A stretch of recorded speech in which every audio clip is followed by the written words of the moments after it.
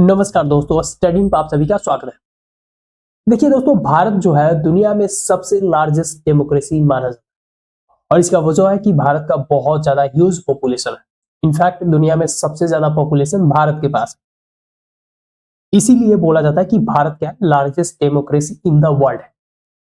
और जब डेमोक्रेसी की बात आती है तो यहाँ पे बहुत ज्यादा इंपॉर्टेंट हो जाता है कि जो भी इलेक्शन का प्रक्रिया होता है वो क्या होना चाहिए, फ्री एंड फेयर होना चाहिए।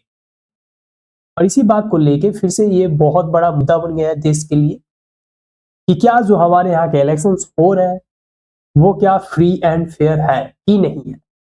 क्योंकि दोस्तों जो भी इलेक्शन का प्रक्रिया होता है हमारे यहाँ, चाहे स्टेट लेवल का बात करें चाहे सेंटर लेवल का बात करें, इस इलेक्शन प्रक्रिया का देखरेख कौन करता है? Election commission of India.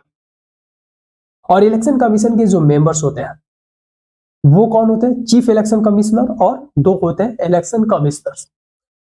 इनकी जो पूरा चुनाव की प्रक्रिया होती है, इनको चुनने की जो प्रक्रिया है, इसी पे बहुत बड़ा क्वेश्चन मार्क लगाया जा रहा है कि क्या इनको जो चुना जाता है, जिस तरीके से इनका चुनाव किया जाता है, क्या वो फेयर है, क्या वो ट्रांसपेरेंट है, क्या इसके वजह से कहीं ना कहीं जो पूरा इलेक्शन का प्रोसेस होता है वो फ्री एंड फेयर होगा। और ये मुद्दा फिर से चर्चा में इसलिए आ गया है क्योंकि आपको पता है कि जो नए इलेक्शन कमिश्नर है, चीफ इलेक्शन कमिश्नर, उनका अपॉइंटमेंट गवर्नमेंट ऑफ इंडिया ने कर दिया है। इससे पहले कि हम इस मुद्दा पे आए कि क्या ये जो पूरा प्रक्रिया है किस तरीके से अंडरमाइन करती है जो फ्री एंड फेयर का कंसेप्ट है, उससे पहले मैं आपको समझाना चाहता हूं कि आखिर में ये लोग चुने कैसे जाते हैं।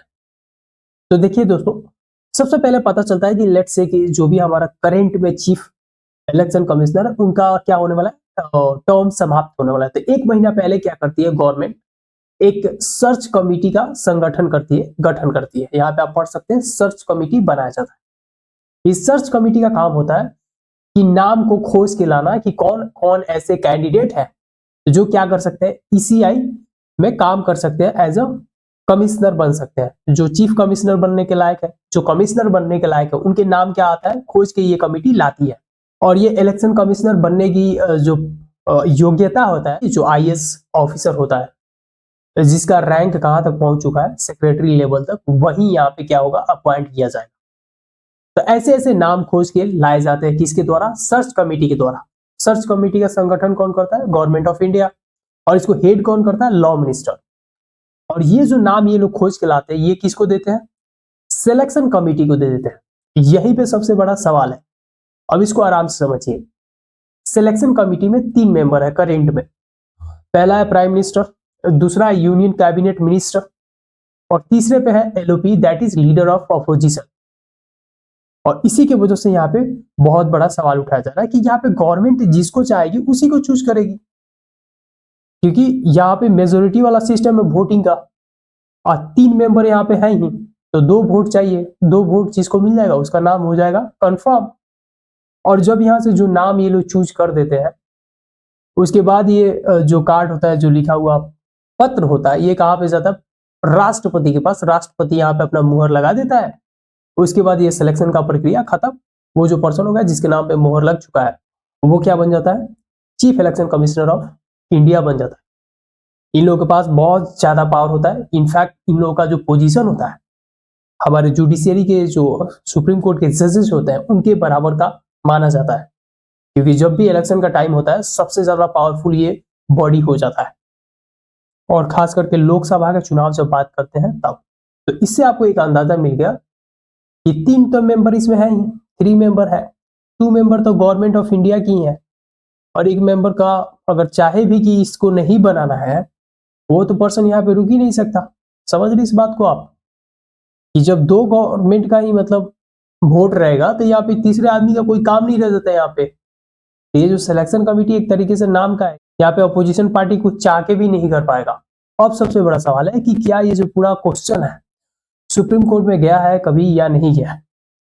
तो जी हाँ, ये सुप्रीम कोर्ट में भी गया है। सुप्रीम कोर्ट ने अपना जजमेंट भी दिया था। आपको बता दें कि अनूप बर्नवाल के केस में 2023 मार्च में 5 जजेस के जो बेंच थे, उन्होंने ये डिसाइड किया था कि जो सिलेक्शन कमेटी के मेंबर्स हैं वो कुछ इस प्रकार से होने चाहिए। पहले तो प्राइम मिनिस्टर होना चाहिए उसका मेंबर, दूसरा में होना चाहिए लीडर ऑफ अपोजिशन, और तीसरा नंबर पे होना चाहिए चीफ जस्टिस ऑफ इंडिया होना चाहिए, सीजीआई होना चाहिए। और जैसे मैं आपको बताया हूं कि यहाँ पे सीजीआई का कोई रोल नहीं है, इसके जगह पे किसको ला दिया है इंडियन गवर्नमेंट ने, यूनियन मिनिस्टर को, यूनियन कैबिनेट मिनिस्टर को ला दिया।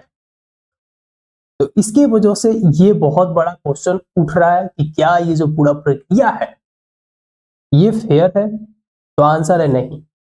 मान लीजिए जो बीजेपी की गवर्नमेंट है वो क्या करती है कि कोई भी ऐसा पर्सन को चूज कर देती है इलेक्शन कमिश्नर जो कि इनको फेवर करे।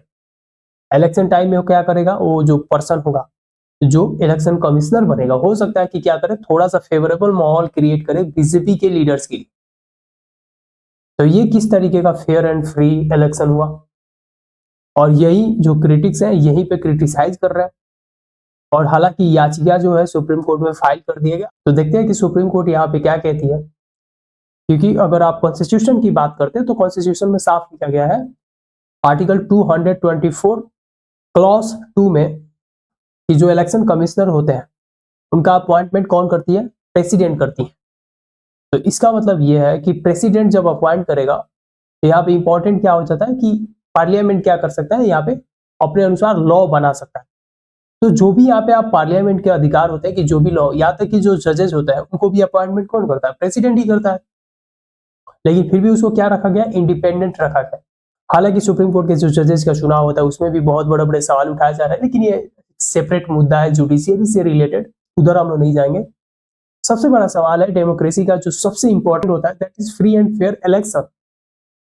और इलेक्शन कमिश्नर अगर फेवर करने लगे किसी पार्टिकुलर पॉलिटिकल पार्टी को तो लोगों का क्या होगा? उनका जो पूरा ट्रस्ट है और धीरे धीरे डिटोरिएट करेगा। तो ये बहुत ज्यादा इंपॉर्टेंट है कि सुप्रीम कोर्ट यहाँ पे इंटरवीन करे और कहीं ना कहीं ये जो पूरा प्रोसेस है इसको मोर ट्रांसपेरेंट बनाने की कोशिश करे। क्योंकि मैं आपको बता चुका हूं कि इसके पास बहुत ज्यादा पावर हो जाता है जब चुनाव के टाइम आते हैं। तो हम सब जानते हैं कि हमारे यहाँ केयर टेकर पीएम बनने का मतलब, केयर टेकर जो गवर्नमेंट होता है ड्यूरिंग टाइम ऑफ इलेक्शन, वो कोई यहाँ पे ऐसा प्रावधान नहीं है भारत में। और इसी की वजह से यहाँ पे क्या होता है कि जब भी चुनाव की घोषणा होती है तो आचार संहिता क्या होता है पूरे देश में लागू हो जाता है। अगर लोकसभा वाला है तो, स्टेट पे है तो स्टेट में पूरा लागू हो जाता है। तो यहाँ पे सबसे ज्यादा पावरफुल कौन बन जाता है? Election commission of India. उसके जो चीफ इलेक्शन कमिश्नर होते हैं उनके पास बहुत ज्यादा पावर होता है, यहाँ तक कि वो पूरा प्रशासनिक प्रक्रिया है, पूरा प्रशासनिक जो मशीनरी है उसका जिम्मेवारी उनके ऊपर होता है। जब चाहेंगे जिसको जहां ट्रांसफर करना है, भेजना है, सस्पेंड करना है, सब कुछ इतने टाइम में ये लोग कर सकते हैं। इतना ज्यादा पावरफुल होता है, यहाँ पे कोई भी इंटरवीन नहीं कर सकता। तो इसके वजह से सवाल है, इतना ज्यादा पावरफुल पोस्ट को अगर ट्रांसपेरेंट नहीं बनाया जाएगा तो लोगों का विश्वास कैसे होगा? और इसी बात को लेके अपोजिशन पार्टी कहीं ना कहीं गुस्से में है कि याचिका तो सुप्रीम कोर्ट में फाइल थी, तो आपने चूज कैसे कर दिया? आप रुकते जब तक सुप्रीम कोर्ट यहाँ पे अपना सुनवाई नहीं कर देता, तब तक आपको रुकना चाहिए था। ये भी एक बहुत बड़ा सवाल है। तो देखते हैं कि सुप्रीम कोर्ट का क्या कहना है। बाकी दोस्तों आप क्या सोचते हैं, ये जो चुनाव की प्रक्रिया है क्या ये फेयर है? क्या हमारे यहाँ का जो डेमोक्रेसी है उसको ये मजबूत बनाती है या वीक बनाती है? कमेंट बॉक्स में हमें जरूर बताइए। तो मिलते हैं फिर नेक्स्ट वीडियो में, तब तक के लिए अपना ख्याल रखिए।